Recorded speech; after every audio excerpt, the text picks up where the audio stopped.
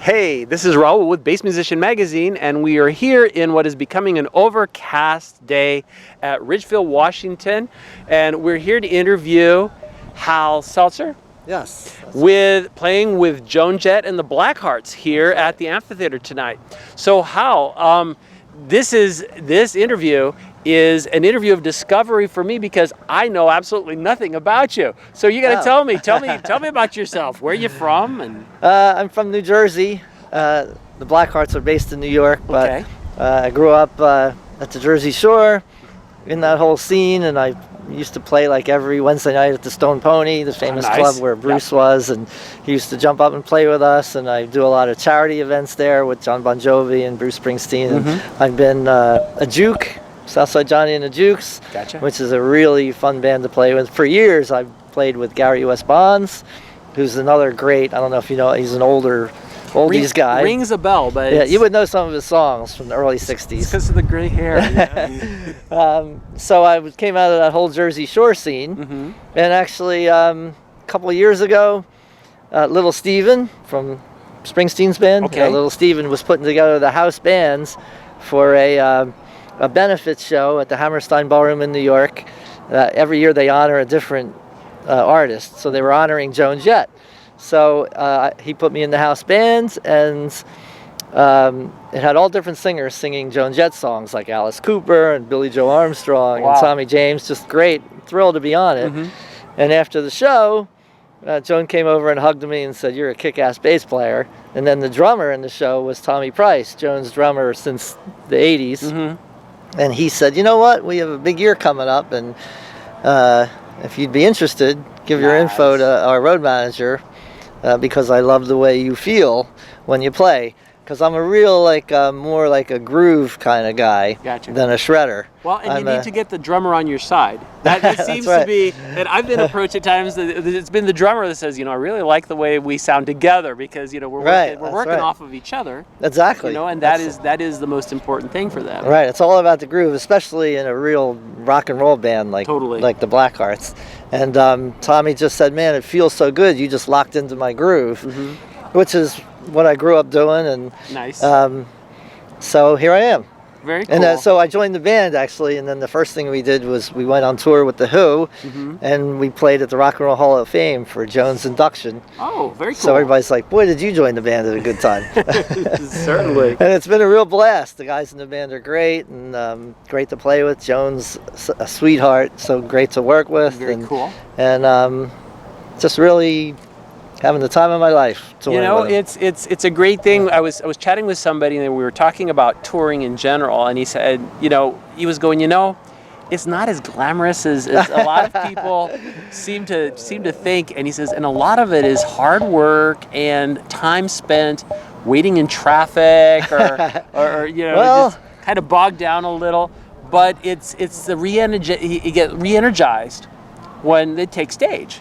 And the lights would go on, and you get that adrenaline pump, and you're kind of like, okay, now. Yeah, they don't see like the 14-hour drive we have after the show. Exactly. I mean, at least it's in a tour bus, and it's got a kitchen and bunks, and it's not. Yeah. But you know what? When we toured with The Who, the third gig, I'm standing in the outside catering, and Pete Townsend comes over and says, "How you doing, Pete? Nice to meet you. You having fun?" And I said, "Yeah, I'm having fun. Are you having fun?" And he said, "Not really." Oh, no. I said, "What do you mean?" He said, "Well, the time on stage is great. The rest of the bits, because that's what it is. On stage, that's what you're here for, and that's what's really,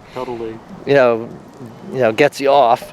And then it's the rest of the time is really just hanging around, traveling. If you want to party, you can, but I don't. I've done that in older days."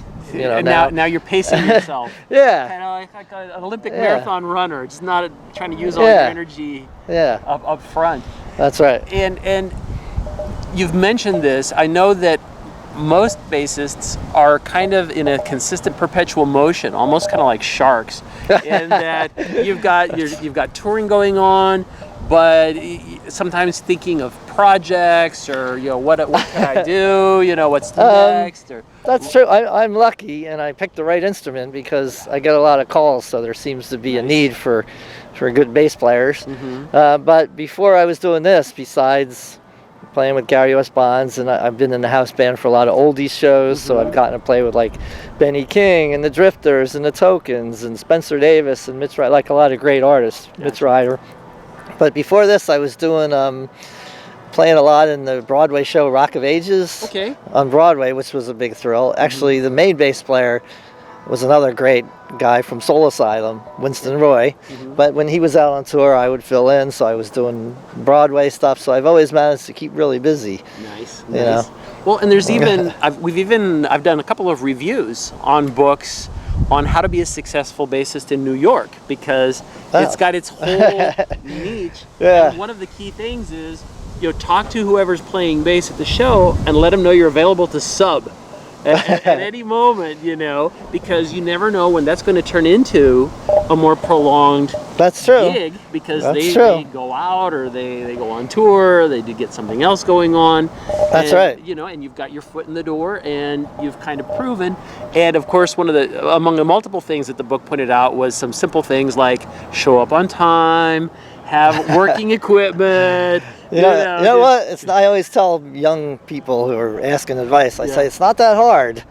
Just be on time, learn your parts, there you go. Show up ready to go. Because so many projects I've been involved with, and we get together, and there's always somebody in the band, if we're putting a band together for something, who comes unprepared. I thought we were going to rehearse. That's what this is for. No, just show up, know your part. Yeah. Show up on time. There you go. Your equipment all works.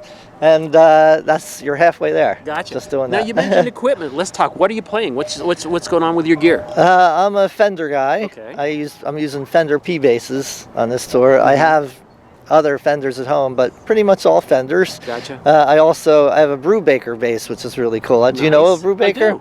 I do. They're kind of a smaller company, I guess, that isn't that well known, although they just released an economy line, but they make these handmade basses. I think they're based out of Baltimore, but great basses. I use that occasionally. Nice.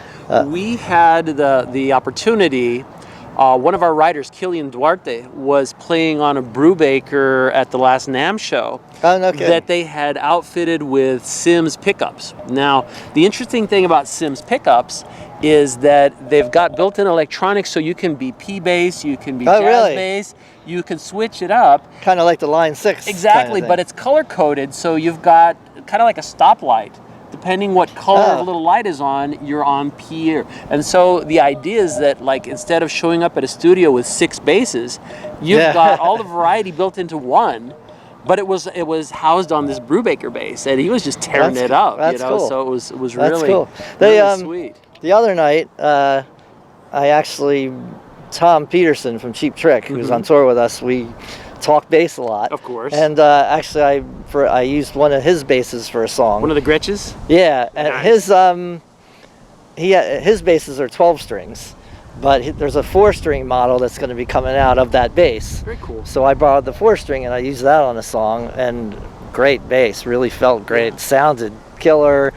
So that was really cool. Well, and I've actually, last time we were in Phoenix, I went to the Fender headquarters there. Oh, cool. And they showed me a Gretsch Thunderjet bass, which also felt really good. Nice. I'm thinking of trying one of those out. But I've been a Fender guy my whole life. So you don't Fender have 4 strings, 5 strings, I was jazz, just going to say, you don't have an adverse reaction to more than 4 strings, because no.